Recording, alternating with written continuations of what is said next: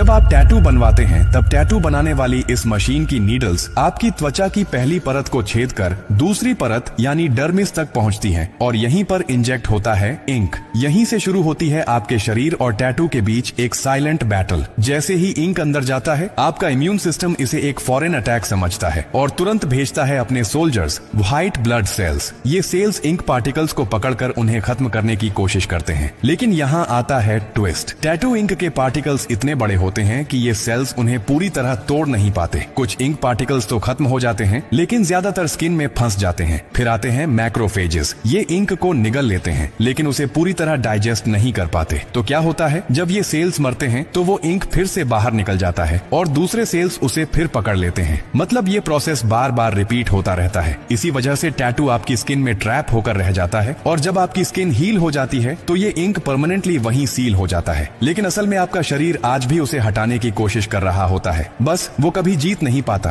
तो आपका टैटू सिर्फ एक डिजाइन नहीं है, ये आपके शरीर और इंक के बीच चल रही एक एंडलेस फाइट है। अब सुनो, टैटू बनवाने का इंक कैसे बनता है। किसी मरे हुए इंसान के शरीर से ली गई राख का एक चम्मच लैब में भेजा जाता है। वहाँ उसे छाना जाता है। जो बड़े कण होते हैं उन्हें अलग कर दिया जाता है। जो बची हुई राख होती है उसे 2800 डिग्री की हीट पर गर्म किया जाता है ताकि वह प्योर कार्बन में बदल सके। फिर उस कार्बन को बहुत तेज गति से घुमाया जाता है ताकि उसमें से छोटे छोटे कण भी अलग किए जा सकें। जो बचा हुआ प्योर कार्बन होता है वह टैटू इंक बनाने के काम आता है। जो लोग अपने शरीर पर टैटू बनवाते हैं उनके शरीर में किसी न किसी मरे हुए इंसान के शरीर का हिस्सा होता है, इसलिए उनकी मानसिक स्थिति धीरे धीरे राक्षस की तरह बनती चली जाती है। इस वीडियो पर वही लोग कमेंट और फॉलो करें जो अभी भी राक्षस बनने से बचे हुए हैं।